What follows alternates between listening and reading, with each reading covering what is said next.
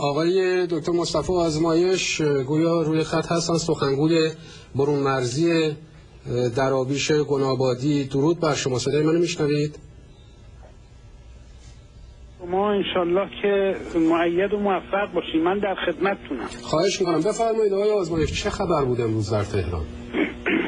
امروز در واقع یه روزیه که من شنیدم مردم در ایران اونو روز درویش نامگذاری کردن، به خاطر اینکه امروز درویش ها از سراسر نقاط ایران، شهرهای مختلف اومده بودن به تهران برای اینکه یک صدا اعتراض کنن به این آپارتاید مذهبی که در ایران به وجود اومده.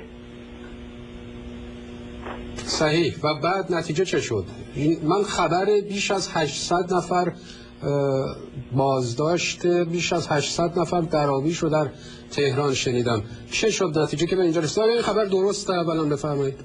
بله، این از هر جانب البته دراویش به تهران اومده بودن به طور خودجوش و خودانگیخته برای شرکت در همین روز درویش که میفرمایید؟ بله همینطوری که میفرمایید، برای اعتراض به این وضعیت ناهنجاری که این در ایران وجود داره و الان 4 سال مداومه که اینها به طور سیستماتیک جلوی عبادت درویش ها رو میگیرن، جلوی نماز خواندن درویش ها رو میگیرن، نمازخانه درویش ها رو خراب میکنن، پیش نماز درویش ها رو میگیرن، شلاقش میزنن و زندانش میکنن و به نمازگزاران به جرم درویش بودن گاز فلفل و گاز اشکاور و باتوم برقی و این چیزها رو به کار میگیرن در موردشون و بعدم شبانه به منزلشون میرن و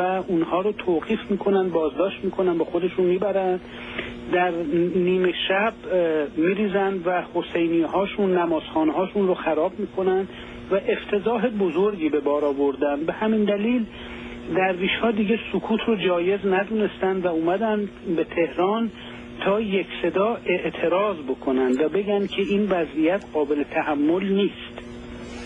یعنی در واقع این روز درویش روز اعتراض فرمودین، یعنی این روز درویش روز اعتراض به این مواردی بوده است که شما میفرمایید دیگه؟ بله همینطوری که خواهش میکنم بفرمایید. بعد یه تعدادی رو دستگیر کردن، تعداد یعنی اشخاصی رو که داشتن میرفتن به طرف میدان بهارستان، تمام کوچه های که میداد به میدان بهارستان، اون پشت در واقع خانقاه صفی علی شاه، اون کوچه های جانبی، اونا رو همه رو ماموران انتظامی ایستاده بودن و به شدت محافظت میکردن و هر کسی رو که ظن و گمان میبردن که ممکنه درویش باشه توقیف میکردن، بازداشتش میکردن و میبردنش. در نتیجه در همون صبح جمعیتی که میومد عده زیادی، عده کثیری بازداشت شدن، قریب 850 نفر و خیلی از اونها البته بعد از احراز هویت فعلا آزادشون کردن. اما من اسم یه تعدادی از اشخاصی رو که هنوز یعنی به طور قطع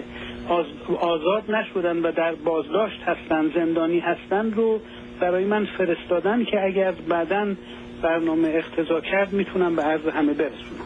حدوداً چند اسم برای شما فرستاده شده آقای دکتر آزمایش؟ من حدود 50 تا اسم دارم.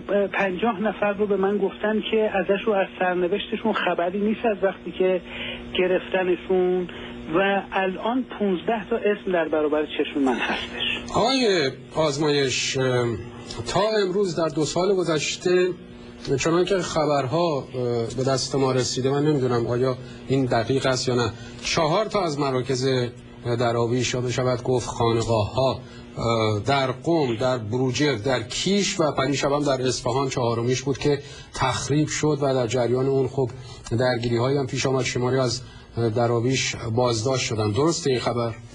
بله کاملا همینطوری که میفرمایین. درویش های گنابادی در شهرهای مختلف یا به نمازخانه های خودشون که اونجا نماز میخونن بهش میگن حسینیه و یا در حسینیه جمع میشن برای اقامه نماز یا در منازل خودشون، یعنی مثلا یه منزلی مثل چرمهین اصفهان در منزل یکی از آقایون دراویش هفته یک بار جمع می شدن که منزل مسکونی اون شخص رو هم با بولدوزر تخریب کردن، گفتن شما این منزل مسکونی رو تبدیل به محل اجتماع دراویش کرده بودی و این خارج از نرم بوده، در نتیجه با بولدوزر اومدن تخریبش کردن. امروز تا اونجایی که اطلاعات من یاری میکند دراویش معمولا از حرکت سیاسی اصلا پرهیز میکردند. امروز گویا در سخنرانی دکتر نورعلی تابنده که دراویش گنابادی به ایشون ارادت دارن و از ایشون به نوعی پیروی میکنن، سخنرانی کرده است در تهران و دراویش گنابادی رو به مقاومت در برابر فشارهای حکومت که خب یک مقاومت گرچه مدنی است ولی در برابر حکومت وقتی که قرار میگیره بهای گزافی مثل بازداشت‌های صدها نفری که شما می‌فرمایید امروز باید بدن. آیا این سخنرانی درست انجام شده و چون این هدفی داشته؟ بله، دراویش امروز وقتی اومدن رفتن به خیابان زمرد، در اونجا محلی بود که جناب آقای دکتر نورعلی تابنده پیشوای سلسله گنابادی نعمت اللهی اونجا تشریف داشتن و دراویش اونجا جمع شدن. البته تعداد زیاد بود و امکان نبود که در منزل همه وارد بشن، به همین دلیل در خیابونهای اطراف بودن، اما خب از بلندگو صدای ایشون پخش میشد. ایشون تشکر کردند از این حرکت خودجوش و خودانگیخته که درویش ها به جهت اعتراض انجام دادند و فرمودند که در مکتب درویشی جنگ وجود نداره و درویشی کاری به سیاست نداره، اما دفاع بر هر مسلمانی واجبه و دفاع حق سلب ناپذیر از هر انسانیه و در شرایطی که انسان ارزش، مالش، عقیدهش، اعتقاداتش زیر تحت فشار قرار میگیره و آزادی سلب میشه، چاره‌ای نمیمونه جز این که بخواد دفاع بکنه. البته ایشون تصریح فرمودن که در دوران غیبت حکم جهاد ساقطه و چون جهاد رو حکمش رو فقط معصوم میتونه صادر بکنه، اما و ما الان در دوران غیبت معصومیم، در نتیجه حکم جهاد رو ایشون فرمودن ساقطه، ولی فرمودن که دفاع با جهاد فرق داره و دفاع بر هر فردی که حقوقش تضییع بشه برای دفاع از حقوقش واجبه که دفاع بکنه. و امروز درویش ها با این حرکت خودجوش و خودانگیخته‌ای که انجام دادن نشون دادن که بیدارن و آگاهن. آقای دکتر آزمایش عزیز، دراویش گنابادی حدوداً به لحاظ کمیت چگونه است وضعیتشون در ایران؟ بله، به لحاظ کمیت چون کسانی که درویش میشن ما آماری نداریم ازش، یعنی آمار نمیگیریم، یادداشت نمیکنیم، ولی اون چیزی که یک استیمیشن به طور تقریب و تخمین بیش از 2 میلیون نفر درویش گنابادی نعمت اللهی در ایران وجود داره. بیشتر در کدام شهران؟